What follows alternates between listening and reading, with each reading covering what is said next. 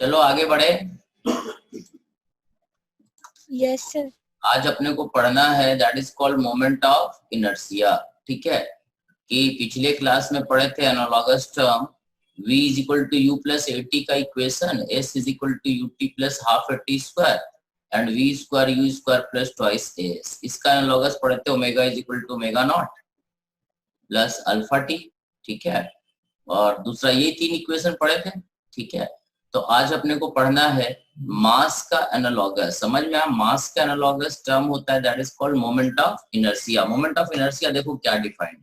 ठीक है, moment of inertia just like mass है। ठीक है, तो इसमें क्या होता है, जैसे मान लो कोई एक हमारे पास रिजिड ऑब्जेक्ट, ठीक है, ये इसका एक्सिस ऑफ रोटेशन है। ठीक है, समझ में आया? इसके अबाउट ये घूमता है, तो इसके अंदर कई सारे पार्टिकल होंगे। मान लो एक पार्टिकल है m1, एक पार्टिकल है m2, एक पार्टिकल है m3। m1, m2, m3 इसका क्या है? पार्टिकल्स का मास। ये डिस्टेंस r1 है एक्सिस ऑफ रोटेशन से, ये r2 है, ये r3 है एंड सो। ठीक है, ये m4 है, ये डिस्टेंस r4 है। सारे डिस्टेंस r1, r2, r3 जो होते हैं वो एक्सिस से परपेंडिकुलर होते हैं। ठीक, तो इसका एक पार्टिकल का मोमेंट ऑफ इनर्शिया जो होता है, एक पार्टिकल का मोमेंट ऑफ इनर्शिया होता है m1 r1 स्क्वायर। समझ में आया? आई को हम लोग बोलते हैं मोमेंट ऑफ इनर्शिया। ठीक है, समझ में आया? ये moment of inertia just like mass होता है। जैसे काइनेमेटिक्स में लॉज ऑफ मोशन में हम लोग मास के बारे में बात किए थे, यहाँ पर रोटेशन में मास के जगह पे मोमेंट ऑफ इनर्शिया का बात करेंगे। ठीक है, so I is equal to m1 r1 square ऐसा होगा। सही, moment of inertia is m1 r1 square पहला पार्टिकल का। इसी तरह से दूसरे पार्टिकल का हो जाएगा m2 r2 स्क्वायर, तीसरे पार्टिकल का हो जाएगा m3 r3 square.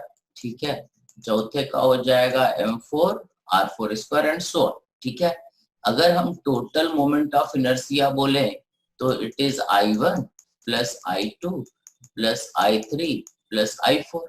So moment of inertia हो जाएगा m1 r1 square, m2 r2 square, m3 r3 square, m4 r4 square and so on. जितने भी पार्टिकल रहेंगे इसको हम लोग लिख देते हैं summation of mi ri square. ये समेशन साइन इन सबका सम रिप्रेजेंट करता है। ठीक है, समझ में आया? ठीक है, तो जब तक पार्टिकल है ना, मोमेंट ऑफ इनर्शिया जो होता है analogous to that of mass होता है। m1 क्या है? Mass of first particle and r1 क्या है? r1 is the perpendicular distance of the first particle from the axis of rotation। समझ गए? ठीक है, ठीक है, m1 है mass of first particle, r1 इसका परपेंडिकुलर डिस्टेंस है। इसी तरह से r2 है, यह परपेंडिकुलर डिस्टेंस ही होता है। सही, समझ गए? जब तक पार्टिकल का संख्या गिना जा सकता है, ठीक है, तब तक हम I is equal to summation of mi ri square ही लिखते हैं। ठीक है, जब पार्टिकल का संख्या गिनने के बाहर हो जाए, ठीक है, तो इसको हम लोग समेशन साइन को इंटीग्रेशन से रिप्रेजेंट कर देते हैं और ये हो जाता है r स्क्वायर इंटू dm। जैसे डिस्ट्रीब्यूटेड मास है, रॉड है, डिस्क है, रिंग है, ठीक है, तो उसके लिए मोमेंट ऑफ इनर्शिया होता है I is equal to integration of r square into dm। ठीक है, जब पार्टिकल का संख्या गिनना पॉसिबल ना हो तो moment of inertia integration of r square into dm से देते हैं। समझ गए? अरे सही? Yes sir. ठीक है, सो आज हम लोग इसका बात करेंगे। ठीक है, फिर नेक्स्ट क्लास में पहले हम लोग इसका बात करेंगे और नेक्स्ट क्लास में इसका बात करेंगे। ठीक है, तो पहले हम लोग मोमेंट ऑफ इनर्शिया अपने को सीखना पड़ेगा।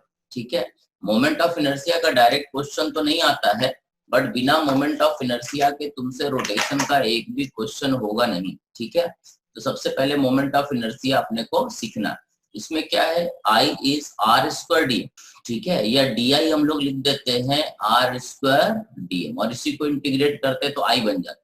इसमें r क्या है? r is the perpendicular distance of this mass dm from the axis of rotation। समझ में आ? एक्सिस ऑफ रोटेशन से डीएम का जो परपेंडिकुलर डिस्टेंस होता है वो है आर। समझ में आया? ठीक है, मतलब ये आर हमेशा perpendicular to axis of rotation ही लेना है। ठीक है, समझ गए? तो इसका आज प्रैक्टिस करना अपने को। ठीक है, तो पहला कहानी होता है calculate the moment of inertia of A rod about one of its and. ठीक है, मतलब ये वाई वाई डैश एक्सिस है और ये रॉड ऐसे परपेंडिकुलर है। इस रॉड का मास m है और ये डिस्ट्रीब्यूटेड मास है। समझ गया? ये रॉड ऐसा अगर घूमता है, ठीक है, तो इसका मोमेंट ऑफ इनर्शिया अपने को बताना है। समझ गया? तो ये क्योंकि डिस्ट्रीब्यूटेड मास है, इसमें इनफाइनाइट नंबर ऑफ पार्टिकल है। क्योंकि इनफाइनाइट नंबर ऑफ पार्टिकल है तो अपने को क्या करना पड़ेगा? डी लिखना पड़ेगा। तो इसमें डी कैसे लिखेंगे? छोटा सा एलिमेंट ले लेंगे, कहीं पे एक छोटा सा एलिमेंट ले लेंगे। यहाँ से कितना डिस्टेंस दूर मान लेते हैं x, और इस एलिमेंट का लेंथ क्या हो गया मान लो dx। ठीक है, इस एलिमेंट का लेंथ हो गया dx। ठीक है, तो इसका di क्या लिख देंगे? di इज, ठीक है, इसका मास क्या हो जाएगा? dm। और dm देखो तो सही लिख रहे हैं क्योंकि सेंटर ऑफ मास में ऑलरेडी हम dm लिखना बता चुके हैं। देखो तो dm ठीक लिखे हैं, dm ठीक लिखे हैं। Yes sir. ठीक, यस सर। और ये हो जाएगा आर। Yes sir. आर की जगह पे क्या है? ये x square into dm. So d I हमारा हो जाएगा एक्स स्क्वायर डीएम। डीएम मतलब m by l into dx, और इसको इंटीग्रेट कर देंगे एक्स का वैल्यू 0 से एल तक। तो आई हो जाएगा, ठीक है, m by l into l cube by 3। It is 1/3 ml square. समझ में आया? This is the moment of inertia of a homogeneous rod. समझ में? ये याद भी रखना है और साथ साथ डिराइव भी करने आना चाहिए। सही? ठीक है, so moment of inertia of a thin rod about an axis which passes through one of its end and perpendicular to the length of rod is given by 1/3 ml square। ठीक है, तुम्हें याद क्या रखना है? moment of inertia of a thin homogeneous rod about an axis which passes through one of its end and perpendicular to the length of the rod is given by, ठीक है, 1/3 ml square। समझ में आया क्या? अरे सही, समझ गए? तो ये एक पहला रिजल्ट है। क्लियर है? ये तुम्हें याद भी रखना है। ठीक है, देखो मोमेंट ऑफ इनर्शिया सिर्फ मास पे डिपेंड नहीं करता है, it also depends on distribution of mass, कि मास किस तरह से डिस्ट्रीब्यूटेड है। सही? एक थिन रॉड का मोमेंट ऑफ इनर्शिया एक एंड के अबाउट, ठीक है, 1/3 ml स्क्वायर होता है। सही? समझ गए? अब इसी क्वेश्चन को फिर से करते हैं। मान लो हमने तुम्हें दिया एक पतला सा रॉड दे दिया, मान लो इस तरह का। ठीक है, ये तुम्हारे पास एक रॉड है, वही रॉड है जिसका मास मान लो m है, इसका मास m है और लेंथ l है। ये इसका सेंटर ऑफ मास है, और ये अगर एक्सिस है जो कि रॉड के परपेंडिकुलर है और सेंटर से पास करता है, रॉड का टोटल मास m है और लेंथ l है। अगर तुमसे बोले कि अगर ये y y डैश एक्सिस है, then what is the moment of inertia about y y dash? इसको कई बार बोलते हैं moment of inertia about centre of mass of the rod. ठीक है, एक एक्सिस है जो रॉड के सेंटर ऑफ मास से पास करता है और रॉड के लेंथ के परपेंडिकुलर, इसका मोमेंट ऑफ इनर्शिया क्या हो? Yes sir. Sir ml square by 12। ml square by 12। देखो, ठीक है, सही है। इसमें क्या करेंगे, इसमें कैसे सोचना है ये बता दे। फिर से हम वहीं से स्टार्ट करेंगे। एक छोटा सा एलिमेंट लेंगे, मान लो इतना डिस्टेंस दूर x, और इस एलिमेंट का लेंथ क्या है? dx। इस छोटे से एलिमेंट का मास क्या हो जाएगा? m/l into dx। ठीक है, क्योंकि x परपेंडिकुलर है तो di लिख देंगे is x square into dm, और इसको इंटीग्रेट कर देंगे। ठीक है, सो आई हो जाएगा इंटीग्रेशन कहां से कहां तक? x अगर हम इधर पॉजिटिव ले रहे हैं तो इधर क्या होगा? Negative. So it is from -l/2 two plus L by two, क्योंकि हम इधर पॉजिटिव लेंगे तो इस तरफ क्या होगा, negative.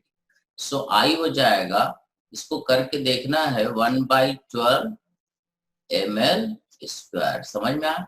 This is the moment of inertia of a homogeneous rod about an axis which passes through its center and perpendicular to the length of the rod. समझ गया? Yes, sir. ठीक है। Yes sir.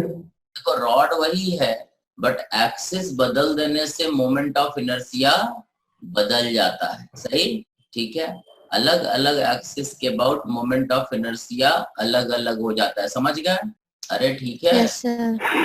देखो मान लो ये एक axis है Y y dash, अब तुम इसको करो, वाई वाई डैश एक एक्सिस है। अभी रॉड का थोड़ा सा डिटेल बताते, ठीक है। ये हमारे पास एक पतला सा रॉड है, ठीक है।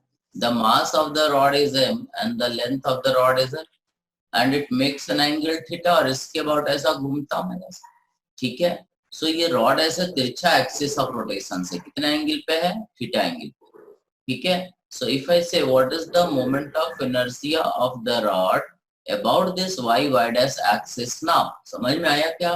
Sir, ml square by 3 cos theta. गलत है। इसमें जो तुम्हें लॉजिक बताए थे, आई इक्वल टू डीएम, यहाँ से सोचना रे। अरे कोई बोलेगा रटा हुआ, तुम लोग आंसर बड़ा जल्दी देते हो। बोलो बोलो। ml sin theta by 2।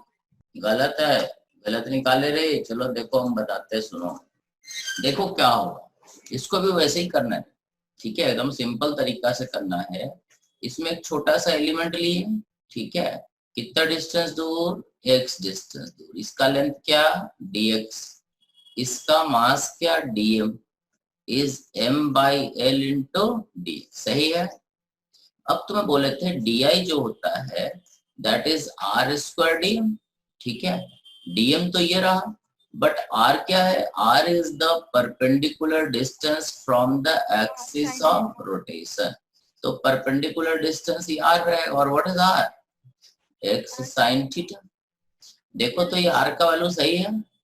इस dm का एक्सिस ऑफ रोटेशन से परपेंडिकुलर डिस्टेंस कितना है, ठीक है, x sin थीटा। सो di हमारा हो जाएगा r स्क्वायर मतलब x square sine square theta, dm मतलब m by l into dx। और इसको इंटीग्रेट कर देंगे, x is from 0 to l, ठीक है। तो ये हो जाएगा m by l sine square theta l cube by 3, ठीक है। एल एल कट जाएगा, ये एल स्क्वायर बच जाएगा।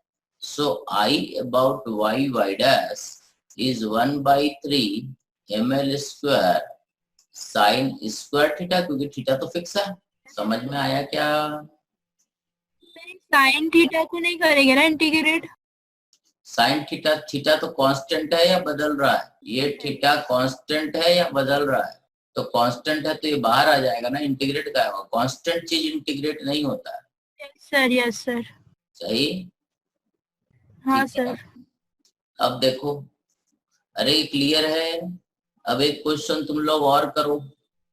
अभी क्या है कि रॉड का ही क्वेश्चन करेंगे, अभी तुम लोग क्वेश्चन हो ही नहीं रहा। देखो ये एक रॉड है, ठीक है, जिसका कहानी दिया हुआ है, ये एक्सिस है मान लो y y डैश, इसका लीनियर मास डेंसिटी दिया हुआ है, ठीक है, alpha plus beta x kg per metre, where alpha and beta are positive constant, ठीक है।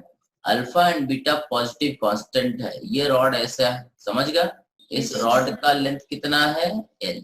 अगर तुमसे बोले पहला what is the total mass of the rod, बोलो। पहला क्वेश्चन मोमेंट ऑफ इनर्शिया से पहले हम लोग total mass of the rod देख लेते हैं क्या आता है, ठीक है। The total mass of the rod is alpha plus beta l. और कोई पहला आंसर। दूसरा alpha plus beta l d L.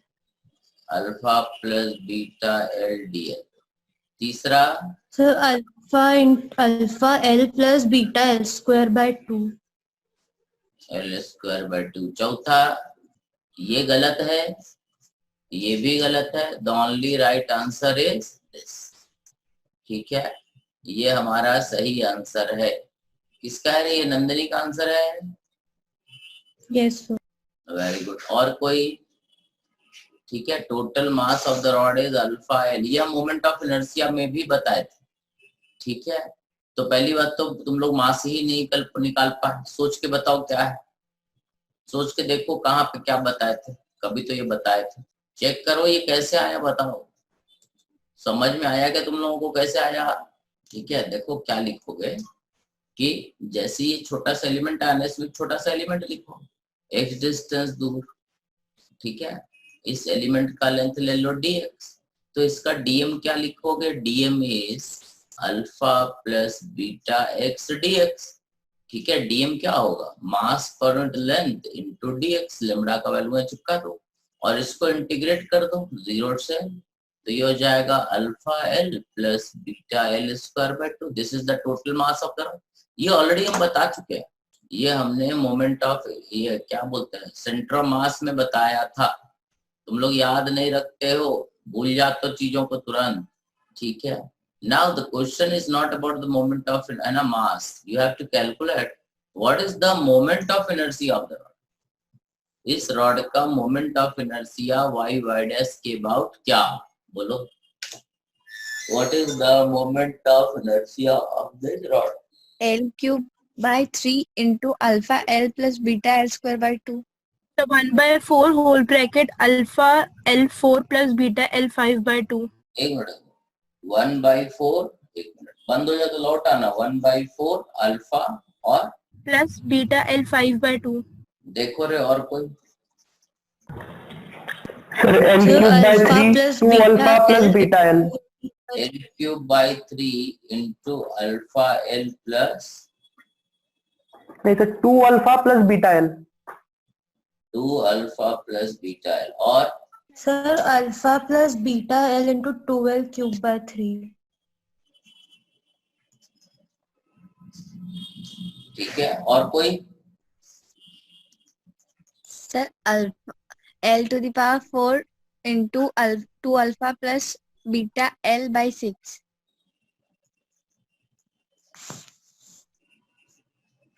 और इधर L पावर 4 ऐसा? हाँ सर, डिनोमिनेटर जो 6 है ना, वो पूरे इक्वेशन का है ऊपर, मतलब सिर्फ BL का नहीं है। ऐसा? देखो अब सुनो, देखो अब पता नहीं किसका सही है, चेक करते हैं। ठीक है, कि कैसे मोमेंट ऑफ इनर्शिया निकालना था, तुम्हें क्या बताए थे, क्योंकि एक ही आंसर सही होगा। ठीक है, एक ही आंसर आएगा ना इसका, अलग अलग थोड़ी ना आंसर आएगा। ठीक है, तो क्या करोगे, जब भी मोमेंट ऑफ इनर्शिया इस पूरे सिस्टम का निकालना होगा तो DI लिखोगे। ठीक है, DI लिखोगे। ठीक है, एक्स स्क्वायर इंटू DM, तो ये हो जाएगा एक्स स्क्वायर, DM क्या हो जाएगा? Alpha plus beta x into DX। सो DI हो जाएगा alpha x square DX plus beta x cube DX। ठीक है, और इसको इंटीग्रेट कर दोगे 0 से, सो ये हो जाएगा alpha L cube by 3 plus beta L power 4 by 4। समझ में आया? इसमें से कॉमन ले लो 1/12। ठीक है, L क्यूब कॉमन ले लो, तो ये हो जाएगा 4 अल्फा प्लस 3 बीटा L। मतलब कहने का मतलब सबका गलत हुआ, चेक करो। अरे Yes, sir. चेक करो रे, किसका सही था रे? अरे किसका सही था?